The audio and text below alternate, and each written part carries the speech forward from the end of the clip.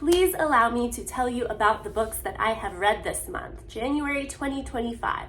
I must say, having a booktube channel is very much holding me accountable to reading. So I have read 7.5 books this month, and I would love to talk to you about them. I will say I'm actually going to attempt to give a little ditty about each of these books without spoiling them for you, or rather, I will attempt to not spoil them for you, which I am not accustomed to. Hello, welcome to my channel, Dirty Little Literate. My name is Leah. I like to talk about books that make me uncomfortable, whether they're disturbing, disgusting, awkward, what have you. But the reason I'm really excited to do a monthly reading wrap-up is because not every book I read is disturbing. I read some normal-ass books, and I would like to give them a little love as well. So I've actually done a lot of in-depth videos on some of the books that I've read this month, and that is the case with the first book I will be talking about, Motherthing by Ainslie Hogarth. I don't have copies of all the books I read this month because I do get a lot from the library. But with this first book, the premise, we are focusing on a couple who have quite a codependent relationship, but honestly, I quite support them. They have a cute sense of humor. I like them together. In the very first chapter, the husband's mom takes her own life, and she had actually been living with them. And to be honest, she was quite a dick. She was really mean to her daughter-in-law. She was constantly threatening to take her own life with her son, sort of as a manipulation tactic. And throughout the book, we're seeing both characters sort of descend into madness a little bit. The husband believes that his mom's ghost has come back to haunt them. He's not really considering it haunting in like a, oh, I'm disturbed and scared. It's like, oh, I'm hanging out with mom. But the wife, she's not sure if the mother-in-law is haunting her, but she seems to descend into even more madness than her husband does because he's her rock, and without her rock, she kind of loses her marbles. And this was a really good book. It's a dark subject matter, but there's actually some fun humor thrown in there, and I really recommend it. That was a good book to start the year off with. The second book I read, A Touch of Jen by Beth Morgan, I've also made an in-depth video on, and this one was a wild ride. So the premise of A Touch of Jen is there is this couple, Remy and Alicia, and they are both obsessed with an acquaintance of theirs, a woman named Jen who Remy used to work with a couple years ago. They are constantly cyber stalking Jen. They have some sexual role playing where Alicia will pretend to be Jen. Their lives revolve around Jen. Their couplehood revolves around Jen. One day they accidentally run into her, and lo and behold, Jen actually invites them on a surf trip, lucky them. So they go on this surf trip, which ends up becoming a bit of a shit show. The first half of the book I was obsessed with. I was thinking this is the most beloved book I've read in quite some time. Halfway through, you're hit with something pretty unexpected. Doesn't change my love of the book, but it definitely took it in a different direction than I was expecting. And then I must say, the third half of the book got me not in the way I wanted to be got. It basically took a turn where the genre of the book I thought I was reading was not what this became. So I don't think this is necessarily a spoiler per se, but I will say if you don't really like supernatural stuff, it got to be a little bit in the horror realm, like the supernatural horror realm. And that is not at all what I thought I was getting into with this book. I thought it was just gonna be a book about kind of weird, pervy people, and that's what I signed up for. So I would say it's definitely still worth reading, but just understand that the ending you're gonna get is probably not how you are wanting to be fulfilled with how it plays out. So, A Touch of Jen. It's a good one, it's a weird one. Read it anyway. The next book I read is Maeve Fly by CJ Leede. And this was a good book, but I'm not over the moon about it. It's compared to American Psycho, but like the female version. It's following the main character, Maeve Fly, who is a Disney princess at Disneyland. And she's very unassuming looking. She's like this cute, whatever, quiet girl. She doesn't stand out too much. She's pretty, but she has a lot going on behind the scenes.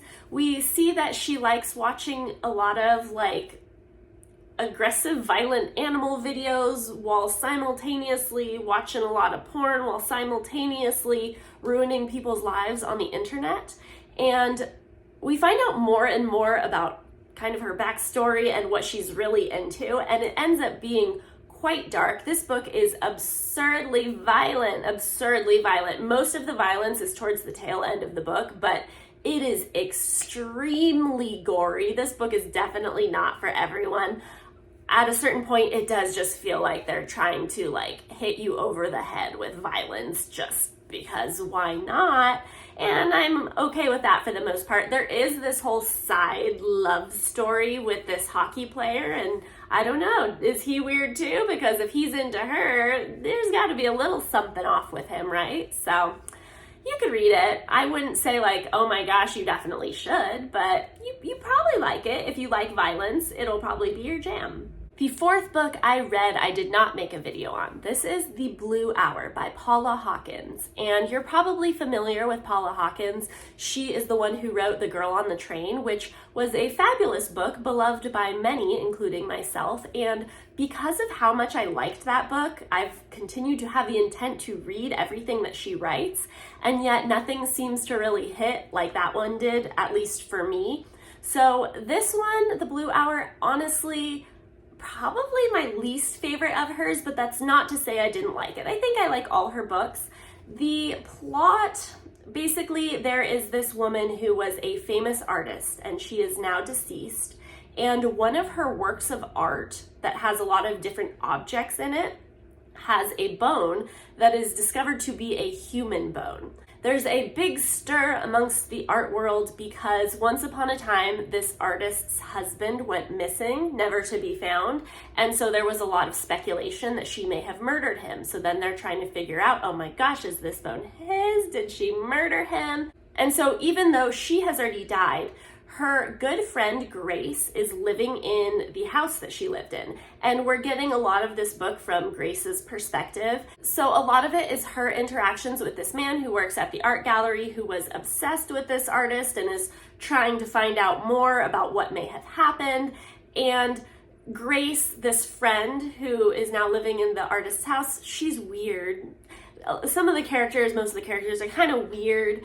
And I guess I just didn't love this one because I just didn't feel as invested in the whodunit of it all because, you know, the artist is dead, her husband's been missing. I think it's for like 20 years or something. So it just kind of felt, you know, been there, done that. I didn't have a connection to the characters to begin with.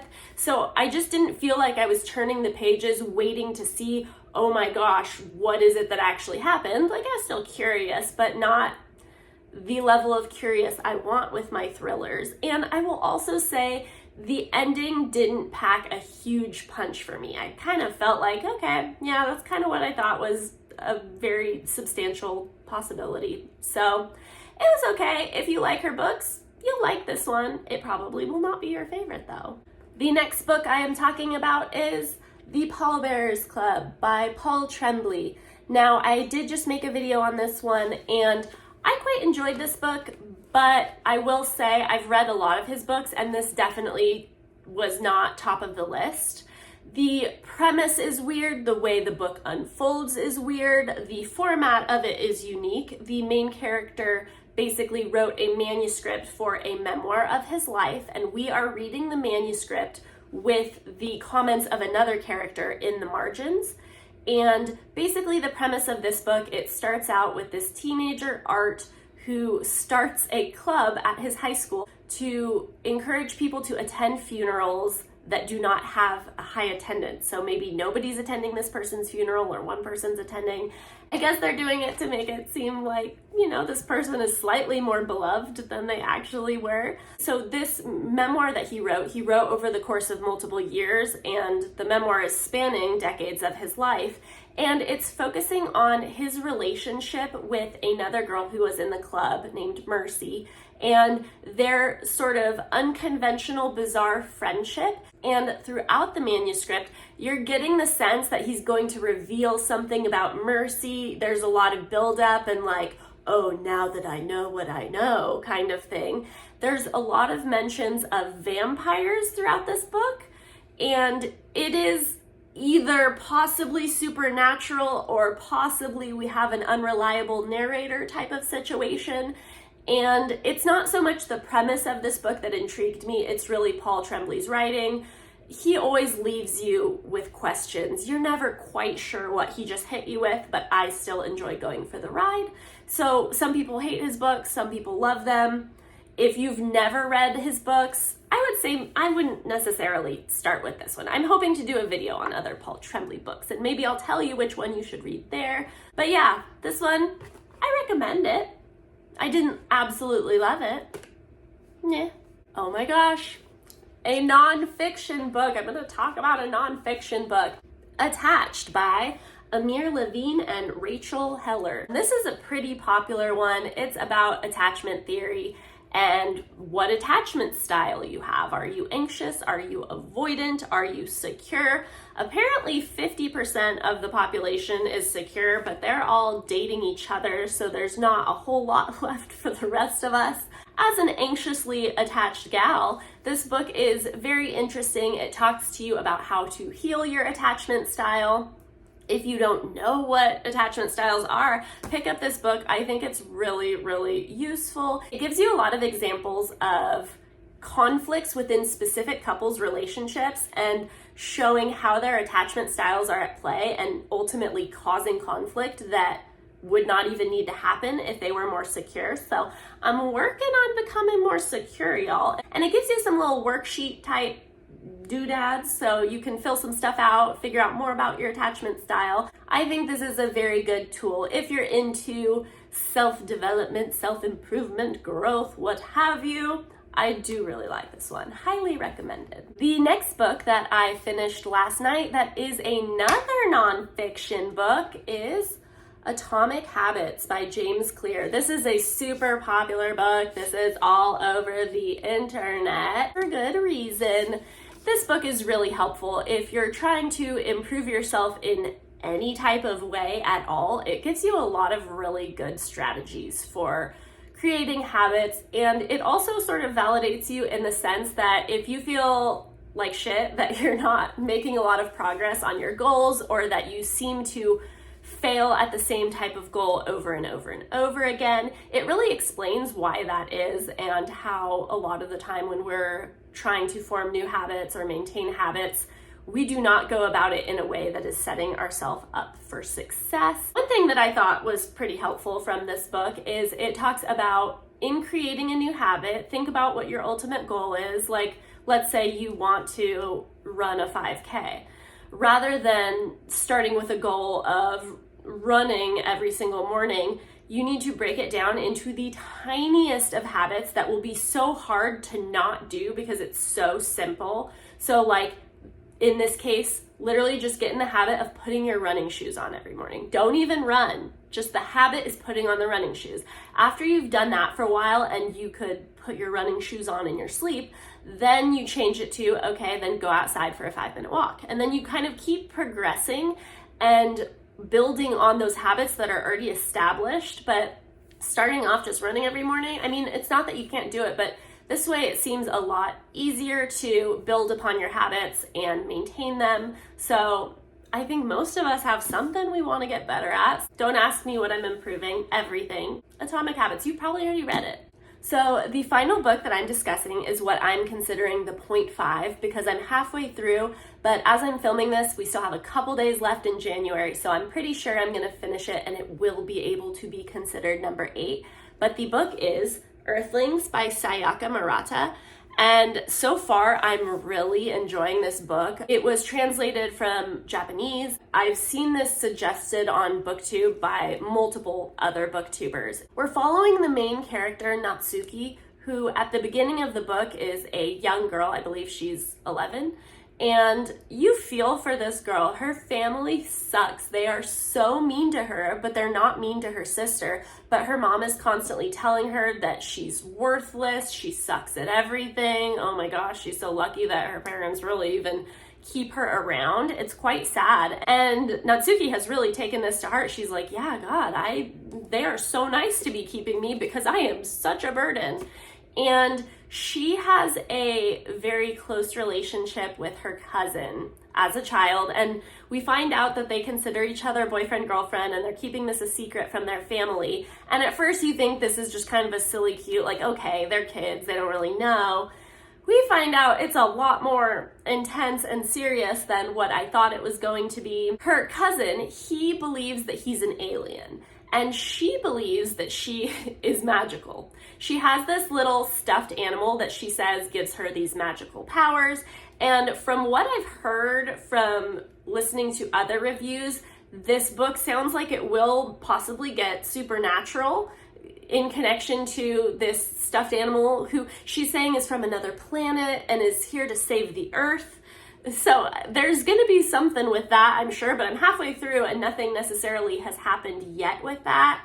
But this book is pretty bleak. Natsuki is taken advantage of by adults in her life. Eventually, we are following Natsuki in present day where she's an adult. There's a lot of analysis in this book about society brainwashing people to get a job, get married, have kids, and Natsuki sort of pushing back against what is expected of her while still trying to fly under the radar so she's not criticized too much by society. But I'm really looking forward to where this one goes. So far from what I've read, as someone who is halfway in, I would absolutely recommend this. This might be one of my favorites of the fiction books that I read this month. That concludes my first monthly reading wrap-up. Now, I actually quite enjoyed giving you little ditties about each of the books rather than spending 45 minutes talking at you about each of them. Actually, honestly, I love talking at you for 45 minutes about each of them, but this was a nice change as well. And I like to give love to the books that I don't actually want to spend 45 minutes talking about, or that just don't fit in the general vibe of disturbing, which is generally what I'm trying to do here. Now, let me know if you've read any of these books, if you're going to read any of these books. Thank you so much for joining me, and I will see you next time. Bye.